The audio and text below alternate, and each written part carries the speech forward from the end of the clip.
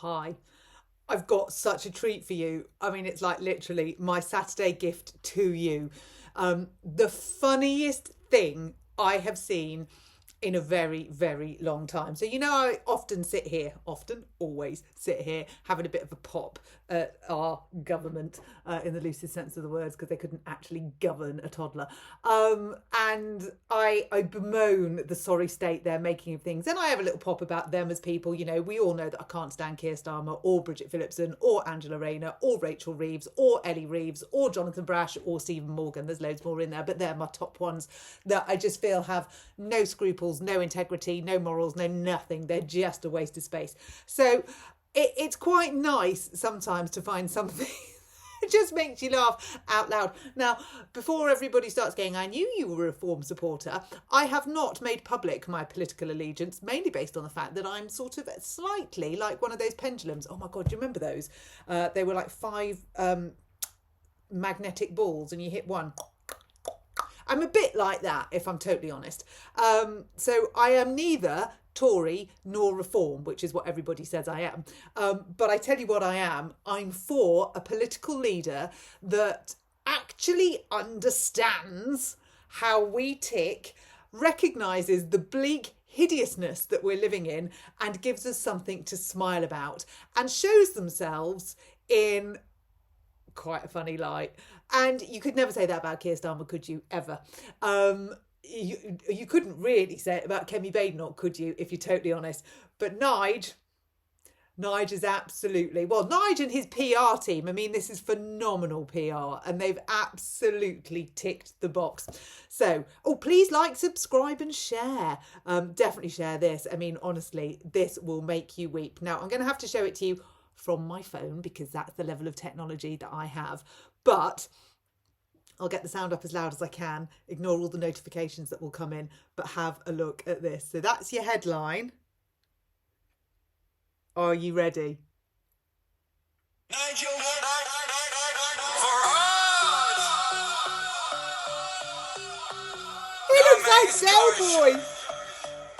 Farage, like the music, not Farage. Now I'm Prime Minister. Oh, selector! I mean, it's just awesome. I'm going to link it so you can watch it.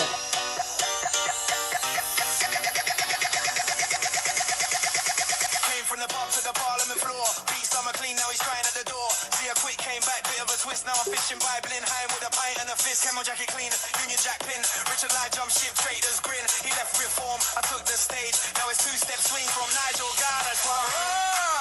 So it goes on. I won't play you the whole thing. I will link it to this. It's just genius. And, love him or loathe him, he's absolutely hit the nail on the head with a lot of what he says in there. So that's the first thing I wanted to talk to you about today. Nigel Farage Garage. It's good. It hits the spot. But on that, he's talking about the flag, the St George's flag. Now, have you seen the photos of this? So people are painting the St George's flag on pedestrian crossings. They're putting them on potholes, which I think is, again, a stroke of genius. Because if the council don't like it, they have to come and remove it and repair the pothole. I mean... Why didn't we think of this years ago? There's been a few calls from people to say all pedestrian crossings should have this. There's shots of some motorways with the flag going, some A roads with on every lamppost. There's a flag. It's the nation's getting behind this. That's all I can say. Well, it's not all I can say. It's just, there's nothing really much more to say. The nation's getting behind it, and there are St George's flags popping up all over the place in the most random of places. And I think it's brilliant. Simply think it's awesome. It's about time. And this is what, we've been building up to, haven't we, really, for this past... Oh, God, somebody keeps saying to me, stop fiddling with your hair. I can't help it. It's a bit like a twitch. It's what we've been building up to over this past year. And a few meaty things have pushed us to the point of no return. So first of all, we had the farmers and the pensioners. Then we had VAT on schools. Then we had the chat about the NHS. And then we had the chat about VAT on private healthcare. Then we had the Chagos. I mean, Chagos was an absolute cluster of, and it continues to go. And I think... the thing that has pushed everybody right now was the news on, was it Thursday or Friday, that Yvette Cooper was going to appeal the High Court ruling that ruled against using the hotel in Epping for asylum seekers. Now, if Yvette Cooper rules against that, or if she tries to appeal that, that is expensive. That is your taxpayers' money and my taxpayers' money going to a court case that will allow illegal asylum seekers that we don't really want here to be allowed to stay. So Labour have not read the room on this. It's not good optics. Labour are not seeing that the whole point the Epping Hotel got the attention that it did and then was ruled that they couldn't have the asylum seekers there is because the British people have had enough. So by asking us to fund a court case to appeal a ruling that we were quite pleased with in the first place, I mean, it's just, you may as well say, can the last person out of number 10 please turn the lights off and close the door?